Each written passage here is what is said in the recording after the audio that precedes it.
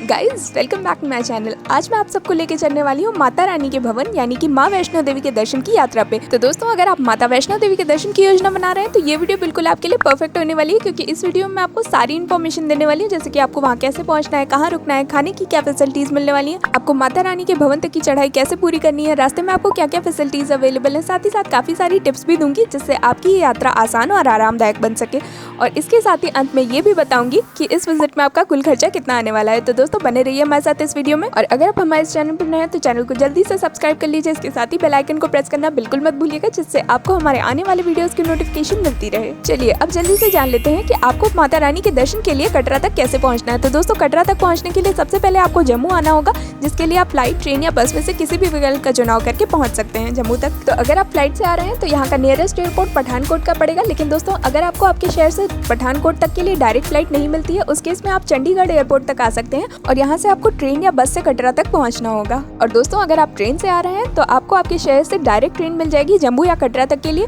और अगर आपको आपके शहर से डायरेक्ट ट्रेन नहीं मिलती है जम्मू या कटरा तक के लिए तो आप दिल्ली आ सकते हैं, और दिल्ली से आपको काफी सारी ट्रेन और बसेस के ऑप्शंस मिल जाएंगे डायरेक्ट कटरा तक के लिए। और अगर आपको डायरेक्ट ऑप्शन नहीं मिलता है कटरा तक के लिए तो आप जम्मू आ सकते हैं, और जम्मू से कटरा करीब 68 किलोमीटर है, जिसके लिए आपको जम्मू से बस या टैक्सीज इजीली अवेलेबल है। और दोस्तों अगर आप बस से आ रहे हैं तो यहाँ पे मैं आपको बता दूं कि दिल्ली और आसपास के शहरों से जम्मू या कटरा तक के लिए बसों की काफी अच्छी फैसिलिटी अवेलेबल है, तो आप बस से भी इजीली कटरा तक पहुँच सकते हैं। चलिए दोस्तों अब कटरा पहुंचने के बाद सबसे पहले आपको अपने रहने के लिए एक होटल देखना है। तो मेरा सजेशन आपको ये रहेगा कि अगर आप दोपहर के बाद कटरा पहुंचे तो उस दिन आपको कटरा में ही होटल लेके स्टे कर लेना चाहिए, और नेक्स्ट डे अर्ली मॉर्निंग आपको माता रानी के दर्शन के लिए चढ़ाई शुरू करनी चाहिए। और दोस्तों यहाँ पे मैं आपको बता दूं कि कटरा में आपको प्राइवेट होटल्स के साथ साथ माँ वैष्णो देवी श्राइन बोर्ड की तरफ से प्रोवाइडेड रूम्स भी इजीली अवेलेबल हैं। तो अगर आप श्राइन बोर्ड की तरफ से प्रोवाइडेड रूम में बुकिंग कराना चाहते हैं तो कटरा में बस स्टैंड के ही बगल में आपको निहारिका कॉम्प्लेक्स देखने को मिल जाएगा, आप वहाँ पे जाके अपने रूम की बुकिंग करा सकते हैं। लेकिन दोस्तों हो सकता है कि अगर आप डायरेक्टली वहाँ पे जाके रूम की बुकिंग कराएं तो आपको रूम अवेलेबल ना मिले, इसलिए मेरा सजेशन आपको ये रहेगा कि आप पहले से ही ऑनलाइन बुकिंग करा के जाएं। और ऑनलाइन बुकिंग के लिए आपको आपकी स्क्रीन पे दी गई इस श्राइन बोर्ड की वेबसाइट पे जाकर अपना रूम बुक करना होगा। और बात करें अगर हम इनके कॉस्ट की तो यहाँ 100 रुपए से स्टार्टिंग करके 3000 तक में आपको डॉर्मेट्री और प्राइवेट रूम्स दोनों की फैसिलिटी अवेलेबल है। और इसके अलावा अगर आप कटरा में प्राइवेट होटल लेते हैं तो उसकी कॉस्ट आपको 400 से 1000 के बीच पड़ जाएगी।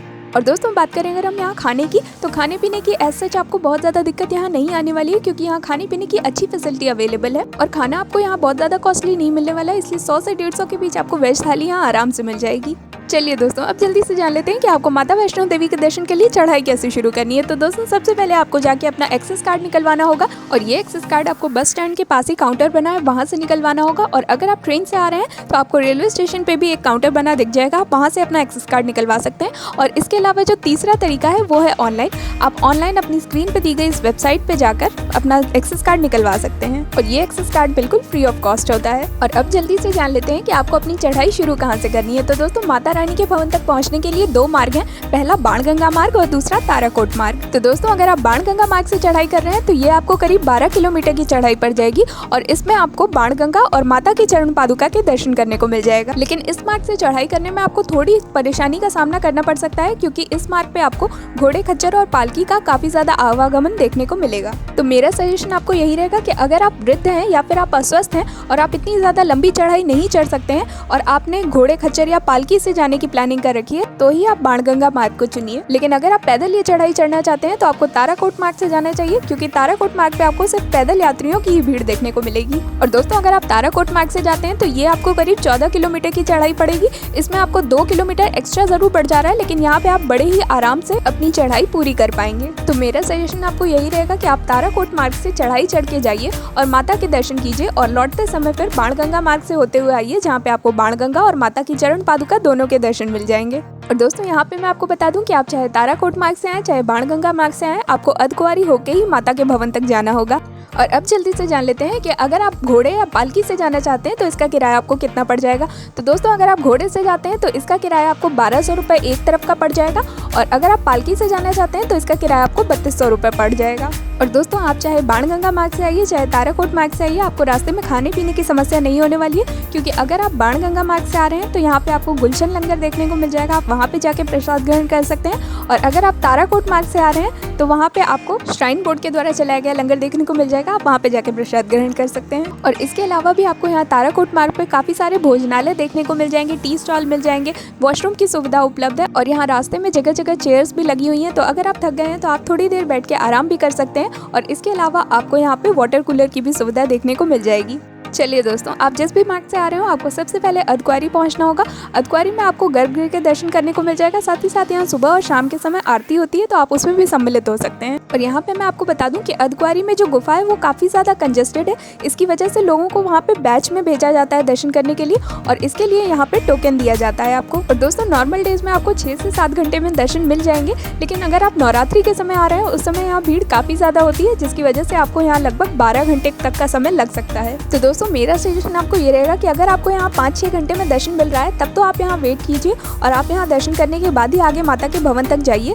लेकिन अगर आपको 12 घंटे लगने वाले हैं तब तो आप यहाँ से टोकन ले लीजिए और उसके बाद आप माता के भवन तक जाइए, वहाँ पे दर्शन कर लीजिए और लौटते समय आप यहाँ अर्धकुंवारी में दर्शन कीजिए। और दोस्तों अगर आप यहाँ अर्धकुंवारी में ही एक दिन स्टे करना चाहते हैं तो आपको यहाँ श्राइन बोर्ड की तरफ से प्रोवाइडेड रूम की फैसिलिटी भी अवेलेबल है। आप शैलपुत्री भवन या शारदा भवन में जाकर रूम बुक कर सकते हैं, लेकिन आपको रूम की बुकिंग पहले ही अपनी स्क्रीन पे दी गई इस वेबसाइट पे जाकर ऑनलाइन करा लेनी होगी। और बात करें अगर हम इनके कॉस्ट की, तो आपको 120 रुपए में डॉर्मेट्री मिल जाएगी और 700 रुपए में आपको यहाँ 2 बेडेड रूम मिल जाएगा। लेकिन दोस्तों अगर आपको रूम नहीं मिल पाया है तो आपको घबराने की बिल्कुल भी जरूरत नहीं है, क्योंकि यहाँ एक काफी बड़ा हॉल बना हुआ है, आप उसमें भी रुक सकते हैं और यहीं पे आपको ब्लैंकेट भी मिल जाएगा, जिसके लिए आपसे 100 रुपए चार्ज किए जाएंगे। लेकिन दोस्तों ये 100 रुपए आपके रिफंडेबल है, तो जब आप कंबल वापस करेंगे तो ये आपके 100 रुपए रिफंड कर दिए जाएंगे। तो आपको जितने भी ब्लैंकेट की जरूरत हो आप वो ले लीजिए और यहाँ हॉल में ही आप स्टे कर सकते हैं। चलिए अब जान लेते हैं कि आपको अर्धकुंवारी से भवन तक का सफर कैसे तय करना है। तो दोस्तों अगर आप थक चुके हैं और अगर अब आपकी चलने की हिम्मत नहीं बन रही है तो आपको यहाँ अर्धकुंवारी से भी घोड़े, पालकी या बैटरी कार की सुविधा उपलब्ध है।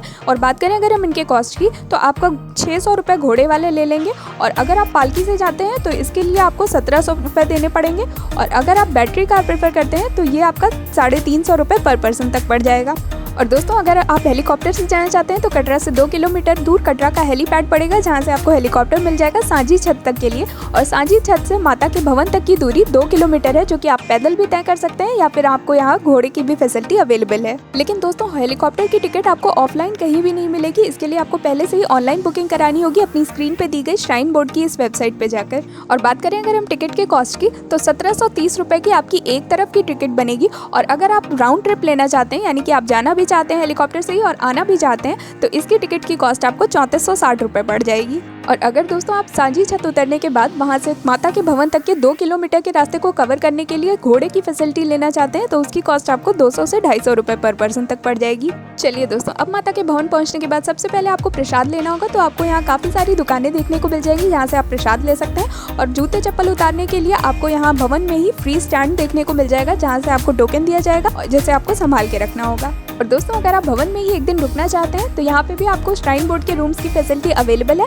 लेकिन उसके लिए आपको बुकिंग ऑनलाइन अपनी स्क्रीन पे दी गई वेबसाइट पे जाकर करवानी होगी। और अगर आपको रूम नहीं मिलता है उस केस में आप यहाँ पे हॉल में रुक सकते हैं, जिसके लिए आपको यहाँ पे ब्लैंकेट की फैसिलिटी अवेलेबल है, जिसके लिए आपसे 100 रुपीज पर ब्लैंकेट चार्ज किए जाएंगे और जब आप इन्हें ब्लैंकेट वापस करेंगे तो ये आपके 100 रुपीज रिफंड कर दिए जाएंगे। लेकिन दोस्तों ये ब्लैंकेट आपको सिर्फ 12 घंटे के लिए ही मिलेगा, यानी कि रात के 9 बजे से सुबह के 9 बजे तक के लिए। चलिए दोस्तों, इसके बाद आपको लाइन में लग के जयकारा लगाते हुए माता के दर्शन करने हैं। और दोस्तों यहाँ पे मैं आपको बता दूं कि मंदिर के अंदर किसी भी तरह का लेदर का बेल्ट या पर्स या फिर मोबाइल फोन और कैमरा अलाउ नहीं है, तो बेहतर होगा आप जहाँ कहीं भी स्टे कर रहे हैं इसे आप वहीं रूम पे छोड़ के आइए। और दोस्तों यहाँ पे माता रानी के दर्शन करने और अपनी मनोकामना मांगने के बाद आपको मंदिर के बाहर आ जाना है। और अगर आप यहाँ कुछ देर रुक के भोजन करना चाहते हैं तो उसके लिए आपको यहाँ श्राइन बोर्ड की तरफ से चलाए गए काफी सारे रेस्टोरेंट्स देखने को मिल जाएंगे, आप वहाँ जाके भोजन कर सकते हैं। और इसके बाद आपको बढ़ जाना है भैरव मंदिर की तरफ, क्योंकि ऐसा कहा जाता है कि अगर आपने माता वैष्णो देवी के दर्शन किए और भैरव जी के दर्शन नहीं किए तो आपकी यात्रा अधूरी मानी जाएगी। और माता के भवन से जो भैरव मंदिर तक की दूरी है वो करीब 2 किलोमीटर की है,